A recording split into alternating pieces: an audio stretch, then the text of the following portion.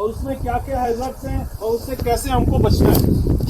ठीक है, तो सबसे पहले आप ये जान लें कि जहां पे भी आपको हॉट वर्क करने के लिए जाना है तो वहां पे आपको उसका प्रिकॉशन लेना पड़ेगा, उसकी प्रोसीजर फॉलो अप करने पड़ेंगे ताकि उस एक्टिविटी से आपको कोई खतरा ना हो, आपको कोई हैजर्ड्स ना हो। इसके लिए हमें वहां पे क्या करना होगा, वो प्रिकॉशन यूज करके उस आपको यूज करना होगा। जो भी उसका प्रोसीजर है उसको आपको फॉलो अप करके उसका प्रिकॉशन यूज करना है। तो सबसे पहले चीज तो जब कभी भी हम कहीं पे भी हॉट वर्क एक्टिविटी करें, चाहे वो हॉट वर्क हम ग्राइंडिंग मशीन से करें या फिर वेल्डिंग मशीन से करें, हॉट वर्क एक्टिविटी एक हॉट वर्क एक्टिविटी ही है। और उससे जो हैजर्ड्स है, मोस्ट ऑफ कॉमन हैजर्ड्स आपका जो आएगा सबसे डेंजर, वो आपका होगा सबसे पहला फायर एक्सप्लोजन। यानी कि फायर वहां पे आ सकता है, क्योंकि अगर वहां पे आप कोई भी ऐसा कंबस्टिबल मटेरियल आप वहां पे रखेंगे तो फायर आने का जो चांस है 100% बढ़ जाता है।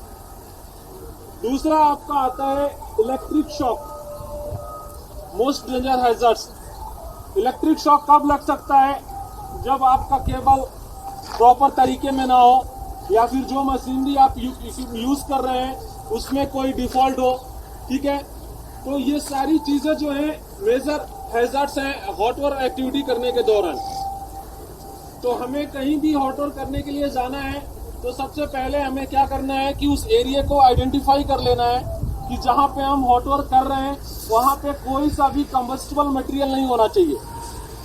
अगर वहां पे कोई भी कंबस्टिबल मटेरियल है तो सबसे पहले उसको हम वहां से रिमूव करेंगे। कंबस्टिबल मटेरियल में आपको क्या मिलेगा, आपका क्लॉथ्स, पेपर, वुडन, प्लाईवुड्स, ये सारे जो हैं आपको कंबस्टिबल मटेरियल के अंदर आ जाएंगे।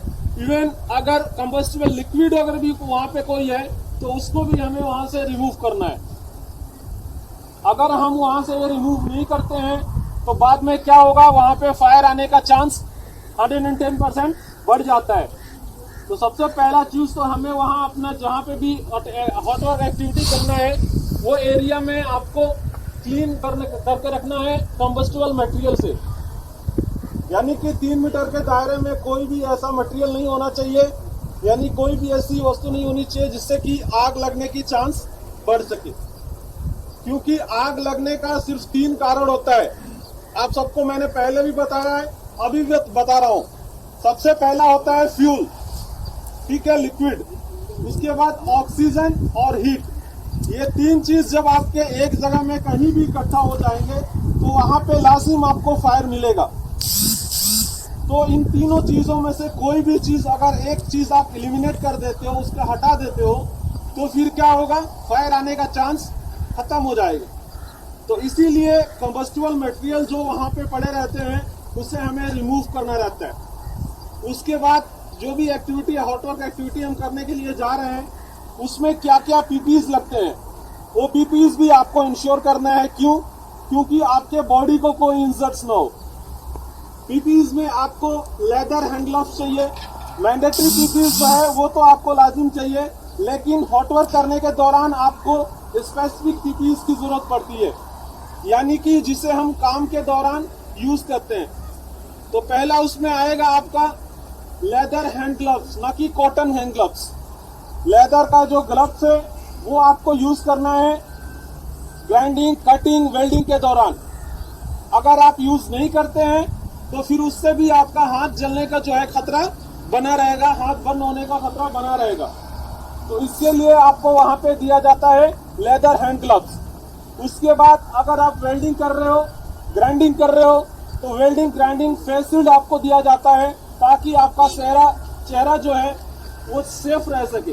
क्योंकि उसमें से जो स्पार्क निकलते हैं वो आपके चेहरे को बर्न भी कर सकते हैं, जला भी सकते हैं। ठीक है, तो ये 2 जो है आपका स्पेसिफिक पीपीज है वेल्डिंग या कटिंग या ग्राइंडिंग के दौरान।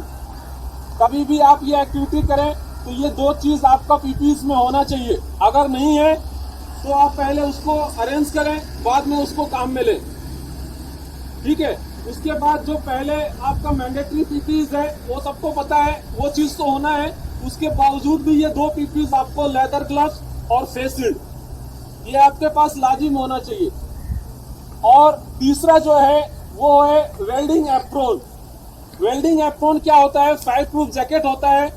और फायर प्रूफ का मतलब ये नहीं कि उसको आप आग में डालोगे तो वो जलेगा नहीं, ऐसा कोई भी मटेरियल नहीं बनाया, लेकिन वो इतना प्रोटेक्ट कर सकता है कि वो जल्दी आपके बॉडी में आग पकड़ने से आपको सेव कर सकता है, इसलिए उसको वेल्डिंग एप्रोन का नाम दिया गया है। तो वो एप्रोन भी आपको लाजिम चाहिए जब कभी भी ग्राइंडिंग, कटिंग, वेल्डिंग का काम करने के लिए आप जा रहे हो। तो ये 3 पीपीज जो है आपको लाजिम चाहिए। अगर नहीं है तो पहले अरेंज करें, बाद में वहां पे जाएं। तो हमने एरिया चेक कर लिया, अपना पीपीज इंश्योर कर लिया। अभी उसके बाद भी फायर आने का चांस बना रहता है। उसके लिए हमें क्या करना है? उसके लिए हमें वहां पे फायर एक्सटिंग्विशर प्रोवाइड करना है।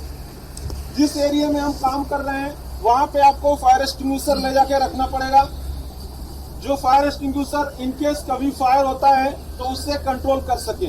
अगर हम फायर एक्सटिंग्विशर नहीं रखते हैं तो बाद में अगर कभी आग लगती भी है तो हमें पता चलेगा कि हमारा फायर एक्सटिंग्विशर इधर नहीं है, और उसको लाने के लिए हमें कैंप में जाना पड़ा, और आते और जाते समय में फायर क्या हुआ? एक्सप्लोज हो गया, बढ़ गया और ज्यादा हो गया। तो इसके लिए हमको पहले ही वो चीज अरेंज करके रखना है जहां पे भी हम एक्टिविटी कर रहे हैं। बात समझ में आ रही है सबको? तो चाहे आपका काम 1 सेकेंड की हो या फिर चाहे वो 1 घंटे का हो, जो प्रोसीजर है उसको आपको फॉलो अप करके चलना है। अगर आप फॉलो अप नहीं करते हैं तो फिर वो आप अपने आप को खतरे में डाल रहे हो, न कि मुझे। ठीक है, आपको कुछ होगा तो ज्यादा से ज्यादा कंपनी क्या करेगी? आपको हॉस्पिटलाइज कर देगी, लेकिन उससे जो दिक्कतें आने वाली हैं वो आपको आएंगी, ना कि किसी और को। ठीक है, तो उससे आपको बचना है और उससे बच के ही आपको यहाँ पे काम करना है। तो बचेंगे कैसे? जब उस चीज को हम प्रोसीजर को फॉलो अप करेंगे। तो सबसे पहला प्रोसीजर तो ये है कि जिस एरिया में काम कर रहे हो वो एरिया क्लियर होना चाहिए कंबस्टिबल मटेरियल और लिक्विड से। दूसरा, आपके पास पीपीज होना चाहिए जो भी आप काम करने के लिए जा रहे हो। तीसरा, वहां पे फायर एक्सटिंग्विशर लाजमी होनी चाहिए जहां पे भी आप एक्टिविटी करने के लिए जा रहे हो। अगर ये तीनों चीज नहीं है तो आप कोई भी काम हॉटवर्क का नहीं कर सकते हो। अगर करते हो तो फिर वो आपकी गलती है, और कुछ भी होता है तो फिर उसका खामियाजा आपको खुद को भुगतना है। बात समझ में आ रही है?